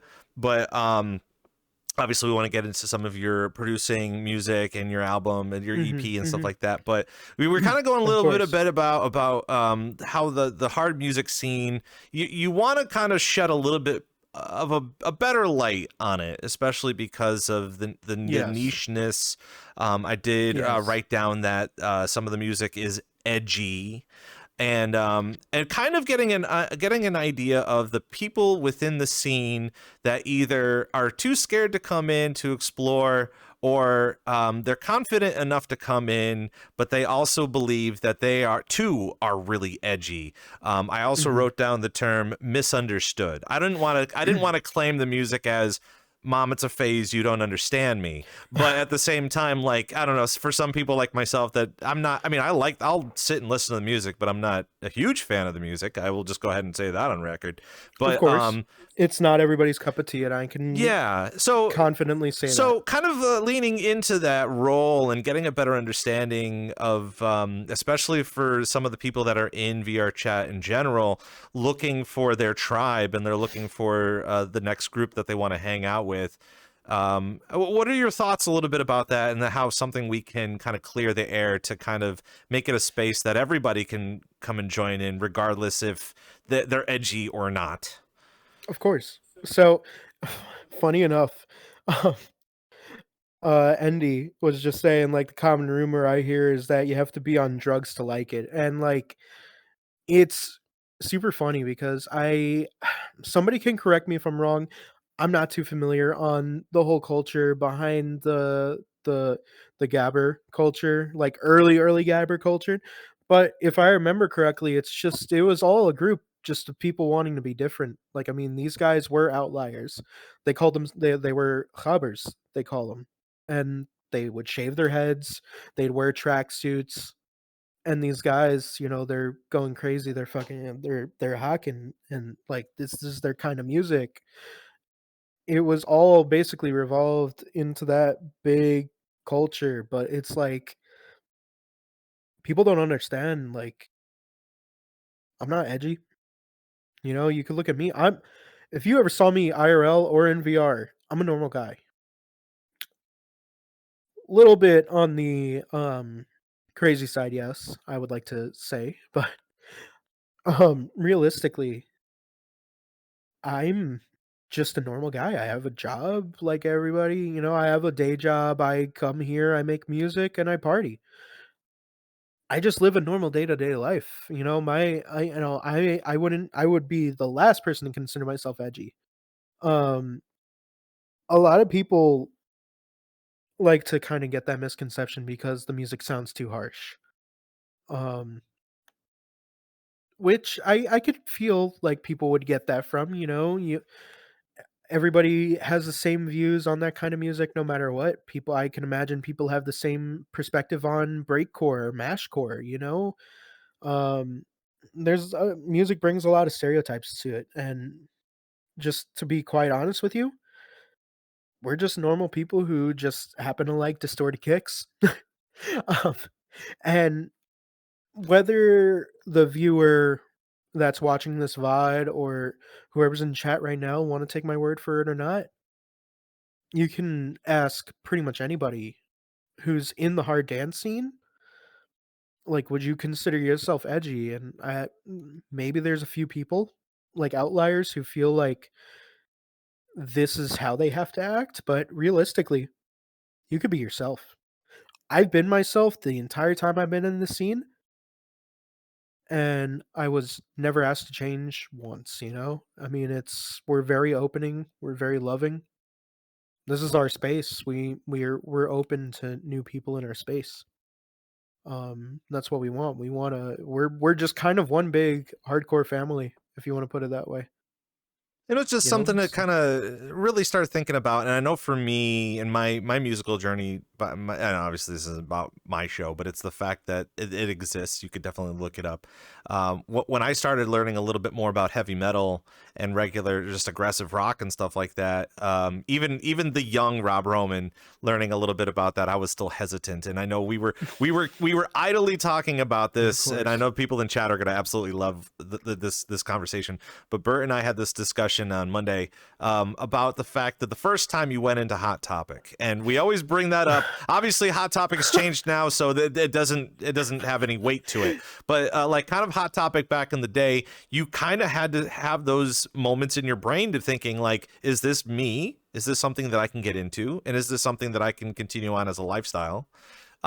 As opposed to understanding the people that are actively working at Hot Topic that are already part of that lifestyle, and they don't shed any sort of judgment on anybody compared to the regular Oh yeah. social judgments based on whatever's Oh going yeah. on in there.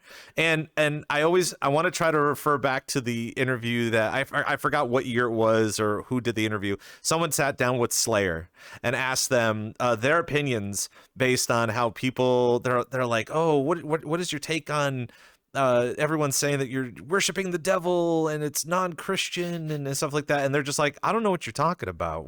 We have families. We're a Christian Yeah. band. We talk about it differently. We just kind of do it. So sitting there and I'm just like, am I getting trolled right now? Yeah, Is this man. I mean, is this real? What's going on with this? it's just people have that huge misconception, though. It's the same way with any kind of music, breakbeat, breakcore, speedcore, any kind of core. They're gonna have a misconception that everybody in here is woo woo woo. Though I like to assume that I am in a very unironic sense. I'm a little silly guy. Um, you go to like some of the biggest hardcore festivals. You go to DEF CON 1 in the Netherlands, which I'm going to myself this summer. Um, Nobody is different. Everybody looks at each other like they're just normal people. We treat each other like a regular family, how the EDM scene treats what's that term? Plur? PLUR? Or they practice peace, love, unity, respect, or whatever. It's all the same over here, brother. It's all the same. There's nothing different. It's just we listen to a harder taste of I was music, gonna. This is gonna sound like a really strange to answer question, but like, take me for example, that I don't understand it quite yet. How do you think I Mhm. should go to understanding the vibe better? If you really want to go on to tip of the iceberg, you could start off with euphoric hard style. You could start off with early hard style. If I can even DM you some clips. There used to be a yearly, if I remember correctly, 1 day festival called Climax. It was with a Q. Um, Hosted by Q Dance, who also hosts DEF CON. um, but they're huge on hardstyle. And for this, like, last climax, because they're done with it. It was their last one. They had all, like, the OGs come in, and it's just you can listen to all of their sets. They're like 20 minutes a pop, so it doesn't take too much time out of your day, and you can hear just the raw sounds, the raw emotion that goes into some of these tracks, and it's beautiful. I may not consider myself like the biggest euphoric or just regular hardstyle fan. I consider myself more up tempo. People feel this music in their soul, man. It's the same way that they view trance or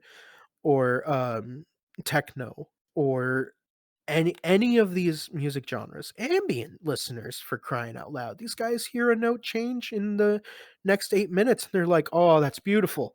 That's how we view our music, you know? It's like it's just really good. So do you think It's that just really that good. particular vibe would work? It's either you feel that It's particular vibe or you definitely don't. surface level. Okay. It's definitely surface level, where this is something that you can easily get into and you can listen to, like, what hardstyle is. You can listen to the true definition of hardstyle. And then if you're feeling up to it, you can maybe go into raw style, which they all hone around the same 150 to 160 BPM. It's very forgiving BPM wise. You never hear raw style or anything above 160. Um, and raw style would be considered more harder. You know, there's a lot more oomph behind the kicks. There's a lot more industrial sounds, and then you can go into extra raw, which is like industrial techno, so to speak. It would be the same vibe. It's a heavier, more industrial sound. A lot more. It sounds like a tin can, you know, compared to you're hitting a really huge bass kick. You're hitting a tin can with a really huge bass kick. Like, there's a lot. There's a lot. It goes deeper and deeper as you go. Sooner or later, you're in 200 BPM up tempo range, and then you're in terrorcore. You know, it's it all hits around that kind of iceberg kind of style. So let's just think that, like, again, we have a bunch of people that we got some new users that they're coming into the VRChat scene, they're coming into the VR DJ scene, and they're looking to either get attracted to that or kind of go around the entire gambit of understanding different genres. How do you think that hard music, the community, can continue to bring in new users and extend that reach for being inclusive into that? So, for us, we're already very welcoming. You're not gonna see anybody in the scene that would gatekeep or um and this isn't even propaganda, man. This is just off of what I've seen. If we're talking on a VR spectrum, which I'm assuming what we are kind of referring to in this question in particular, it's just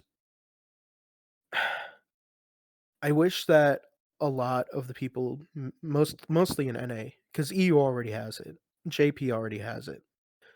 I just wish more people in NA would start kind of opening their eyes and kind of let go of that fear of booking a DJ that plays harder sound. You know,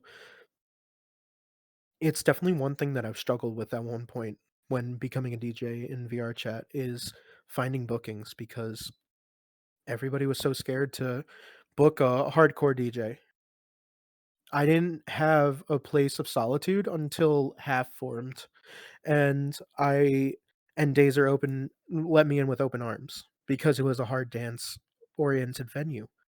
Besides that, I struggled with bookings. And I hate to be that guy to say this, but like there were people who were saying like I've had a few people come up and say your set at Shelter did so much good for the hard dance scene. And it's a very moving line. Um because it's just I wanna believe that I did. And I just that's the only hope that I have for NA specifically is get out of your comfort zone. Be more inclusive, you know? If you guys if you know, it's not taking shots on anybody by all means. But if you're an all genre venue, be inclusive. If I'm going to an all genre venue and I don't see, you know, somebody at least delving somewhere past house or liquid DNB or DNB in general or anything, you know? It's like if you're staying more inclusive to one specific genre, I don't consider you all genre. You know, if you want to consider yourself that label, you got to be more inclusive. You got to be more open, more experimental with your venue. You know, you want to bring some sort of excitement to it. And I don't know, man. It's just I feel for some of my homies in NA who love hard dance because sometimes they don't have the space, and that's why I felt the need to kind of create Letha to give people that kind of space to where they can fully express themselves.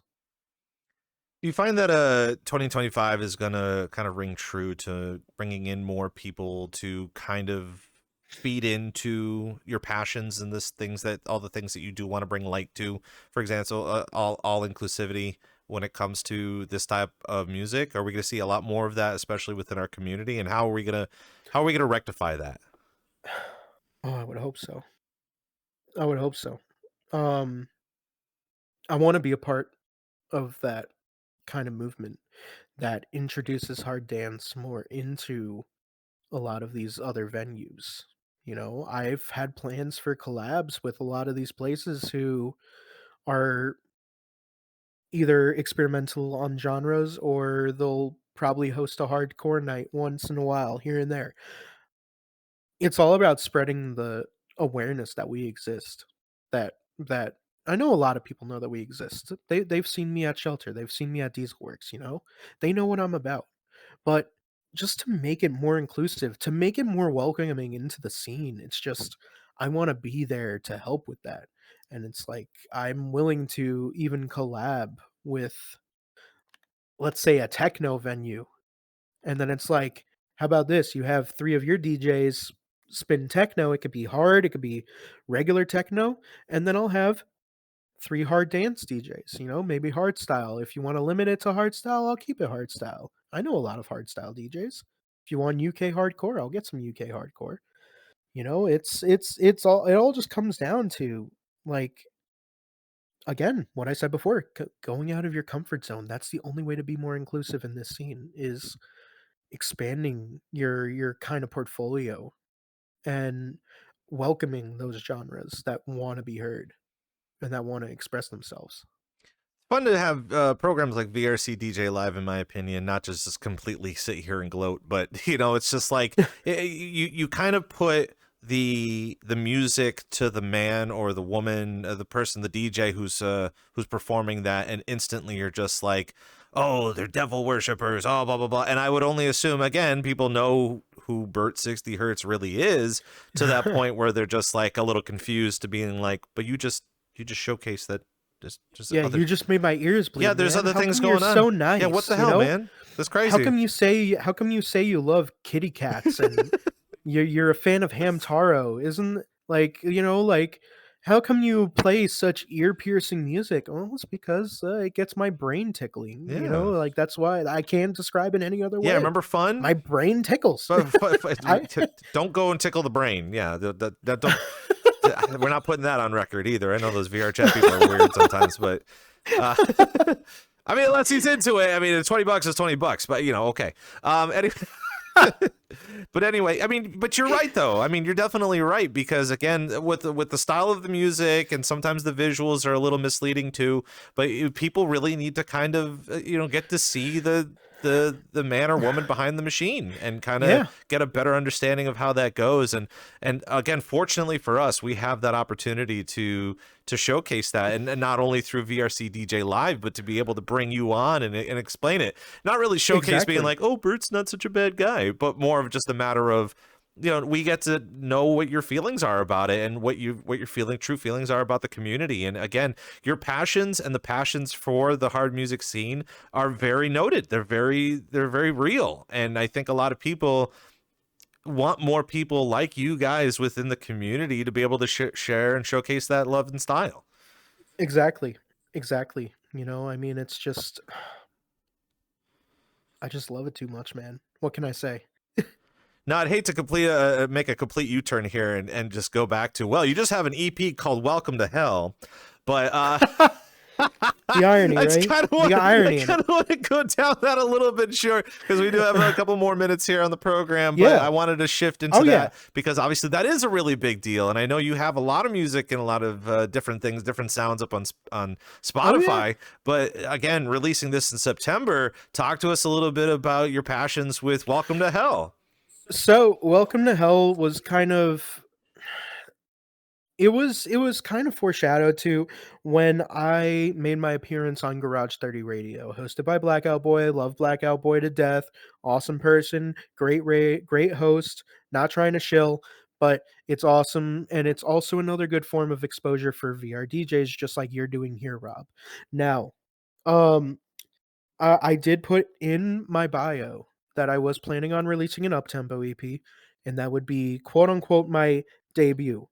I've released uptempo previously. I've released originals with uptempo. I've never released a full dedicated EP to that genre set.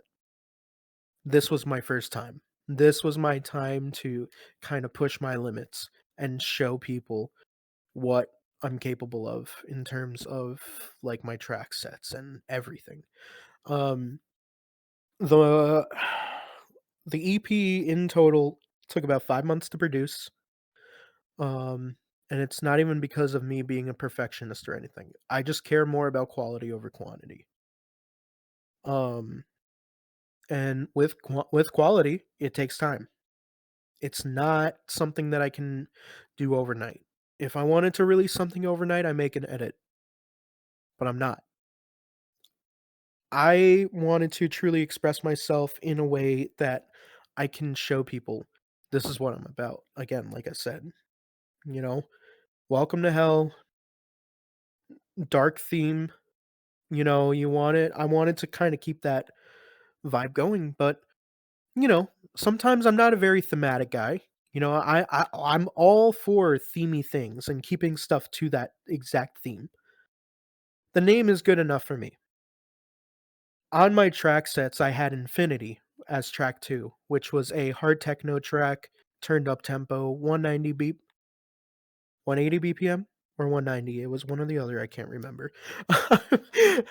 You would expect me to know my own tracks at this point. I don't. So, um, track 3 was Back It Up with Strix, which is another one of my buddies. When I did my IRL show in New York City, he was actually the one that I did the back to back with. Um, met him at Little Texas show in New York. Awesome guy. Um, track 4 Well, track 3 was also very high energy, 200 BPM, more melodic, a little bit more heavier on the bass. Track 4 was Spin Around with Noisemonger, also a fellow VRChat DJ and event runner of, I believe, Control R is their venue name. Um, and we've been working on that track for a while. I mean, we, funny enough, we didn't finish the track until after I announced the release date of the EP. Because we're like, crap, we need to master this, don't we? And we're like, yes, we do. So we spent like 2-ish days mastering it. Um Track 5, it's called New Age, and that is more of my experimental, this is the new age kind of style, where this is where I implemented a completely um brand new kick style that I've never toyed around with before. And there's no true meaning, I would say, behind it, but again, it's just a new age. That's where we're at. We're entering the new age. It was such a big deal for me to release this, and I got it on all platforms, and some of these tracks from this EP are some of my most popular on my Spotify to this day. When it comes to understanding the music that you want to produce, obviously I got a lot of millions of questions when it comes to this sort of stuff. We are Mhm, coming down to the end of the show, but mhm. one of the questions I've always asked, especially in radio, is when I was talking to guests, how often do you perform your music? Do you perform it almost every set? Do you try to get people to love it, learn it? I've come out of a hole actually in this where I kind of told myself I never wanted to perform any of my music. This was at one point in time, and I look back on myself and I think you are really fucking stupid for thinking that. um because I make this for a reason. I make this for the people. I make this to hear people's raw emotions. When I like, a little bit off topic, but when I performed at Shelter, I hard crashed out of the instance just as I started my set. And I pre-made the track. I pre-made a Shelter tool. We call them a tool, where it's a DJ tool. It's where it's like an introduction to that event that you're at. And I made one specifically for Shelter the second that I got booked. And um I crashed out of the instance, and then we ran into CDN issues, and the stream in the background, I always like to keep one earphone in to listen to the music. Couldn't hear anything. The stream did not work for me the entire hour that I performed until the last song, funny enough. But hearing once I pushed the play button and then heard everybody's raw emotion when the drop happened, I knew that this is exactly what I wanted to do. I knew that this is like this is why I make this music. I love hearing people's raw emotion, raw reaction to this kind of music, and that's what gives me goosebumps every single time. And now it's almost like every single time I want to at least put a few tracks, maybe an ID that I'm working on or unreleased little guy. I mean, Crescendo, my last set of 2024 was a full original set with like one or two unreleased tracks there, the VODs on my YouTube and everything, and it's just full unreleased Bert or full released unreleased Bert tracks. More of a recap of 2024, as I like to put it. That probably felt pretty good, especially the fact that again you've been really busy not only performing and producing and showcasing a lot of what you do, and that must have been a really nice, sweet cherry on top for you for the year. Big time, big time. And for Dreams in chat, well, thank you very much, B Rice. I appreciate it, buddy. Said it's a very great AP. For Dreams saying waiting on that full release of We Are Slave for VRChat, Schwank and I did a collab, and we're trying to remake We Are Slave for VRChat just in our own little way. I'm waiting just for Schwank's part to finish up, and then we'll get it released as well. So that's a little fun fact there for everybody watching. And then we'll see a music video to go with it too. Oh, I hope so. I want to see maybe if I can get in touch with Zystrand.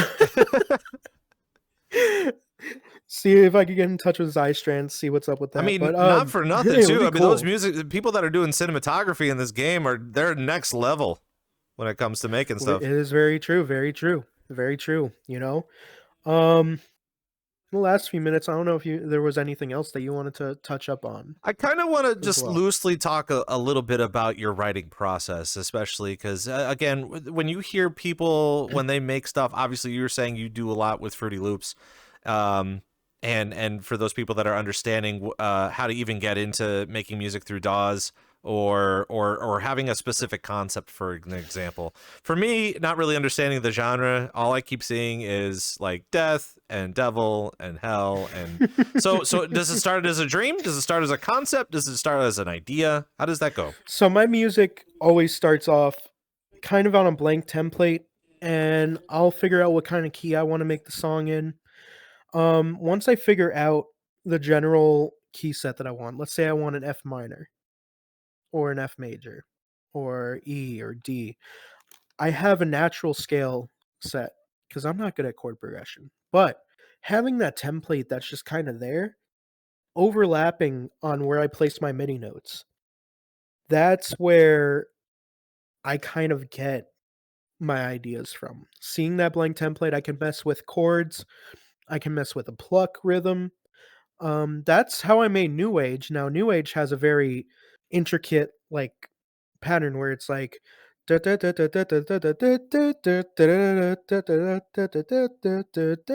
it's like that's the chord progression for it. And same thing with that. Once I figured out the vibe that I wanted for in that track, I just got to work and I found a sound that fits. I found a pattern that fits. That's kind of where everything goes. It's all playing by ear. Once I figure out the kick and then I'm like, okay, maybe this screech will sound good with it. Maybe this would sound good. It's a repetitive process. Sometimes very taxing, I will admit, but it's the end product that matters the most to me. Right. And that's what I love so much about it, you know? Kind of moving forward, and you were talking about this latest single. What can we see from Bert60Hz in 2025? Ooh, I am praying for another EP release. Definitely one of my biggest. Tomorrow, and I will say this tomorrow because I promised it. If I reached 1400 on SoundCloud, I would release a VIP edit of Welcome to Hell, the opening track to my named on it Welcome to Hell EP. Releasing tomorrow on SoundCloud and then on all platforms within the next few days. So you already have a Bert original releasing. We already released an edit prior a few days ago. But now you guys are going to be getting a full Bert single. Saw somebody say 120 hertz in the chat. Are you kidding me? You gotta keep it's not even my monitor's refresh rate. Yeah, you gotta keep popping it up. Yeah, of course. I know, right? I mean, listen, God, if your monitor is set at 60 hertz, we gotta talk. But thankfully not. Yeah. Thankfully not. I have evolved to HDMI 2.1. I will let you know that. So I'm pretty sure it is actually 120 hertz. Fun fact. Now, of course, before we get on out of here, we always like to ask our guests, and we were touching a little bit about it at the earlier part of the show. But I always ask our guests, our DJ guests, to name 3 upcoming DJs in VRChat that we should start looking for this year. Ooh. Oh, this is where I really start picking favoritism, isn't it? Rob, you've done this to me. I can't believe it. You've done this to me. Well, Bert melted. We'll see you guys next time. Bye, guys. Realistically, though, let me sit up. Don't mind the hip again. I needed that. I can just see all the DJs in chat like leaning in, being like, I better hear this correctly. And it's not because of favoritism or because they're in this chat, but genuinely, Dreams, very great multi-genre DJ. Exerin, amazing with any kind of genre that they touch. And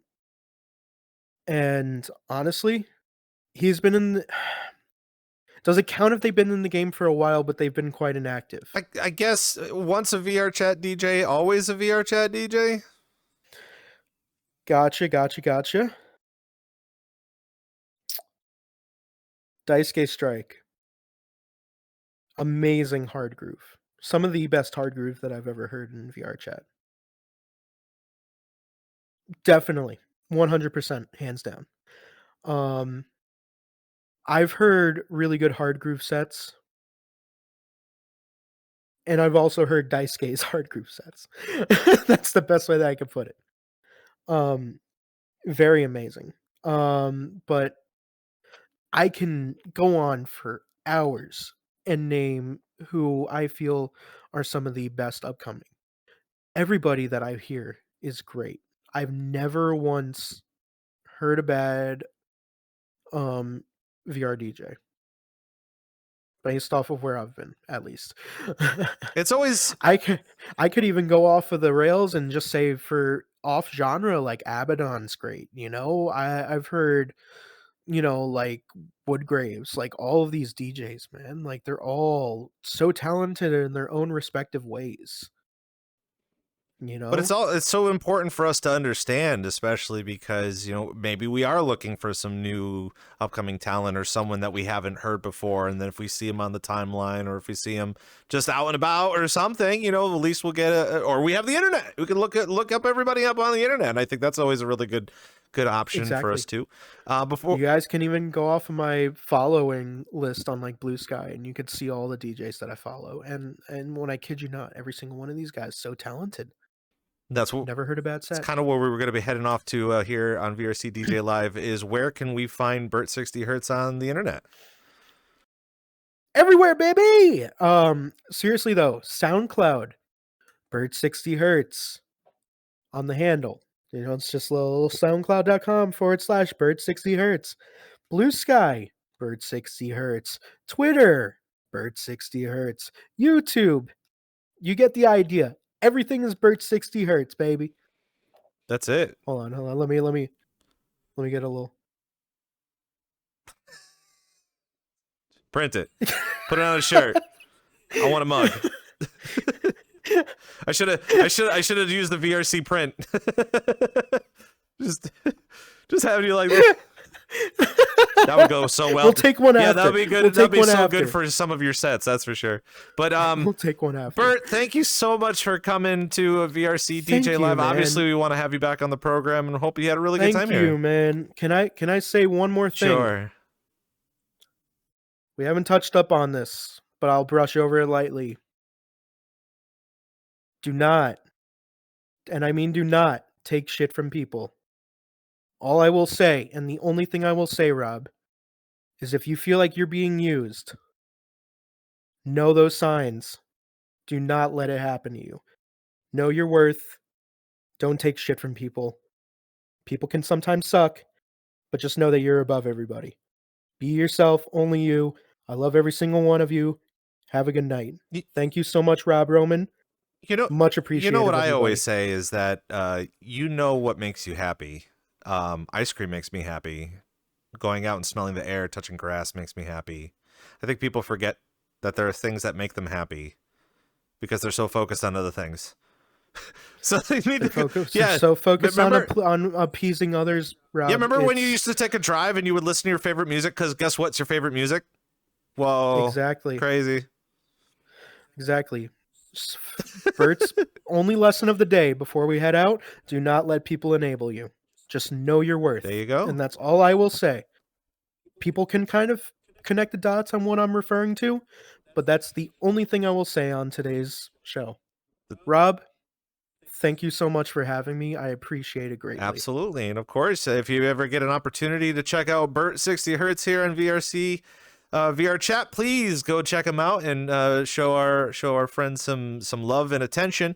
And for those people that are just joining us for the show, it's the end of the show, but don't worry, we're going to have all the highlights and the reels and the replays up on YouTube at youtube.com/@VRCDJLIVE. And for those people that are interested in becoming a guest on the show, or maybe you have a club that you want to pronounce or have on the show as well, or even want to join our staff, it's very, very simple. We've got a couple of Google Forms for you down in the bio. Just go on down. If you're a DJ, you want to be featured on the show, we would love to hear from you. Obviously, if you own a club, we want to see what you got cooking. And hey, if you want to be a part of our program and help us either run the show, run the behind the scenes, or we could always use some staff too. So feel free to join us with that. Coming up next week on Thursday, we're going to be joined by Maddie Rage. Ended up was Omen 666 back in the day, but had a brief name change. I don't know what I said. Okay, it's just like talking about lists. You host the damn show. What camera are we closing out on, Rob? Which camera are we closing out on? You do the damn show. Matty Rage will be joining us next week on Thursday. Of course, if you want to check out when he'll be coming on the show, we have our full lineup up on Twitter and on Blue Sky. So for myself, for Bert60Hz, and our team that consistently tries to check my emotions on Behind the Glass, my name is Rob Roman, and we will see you next week. Bye-bye.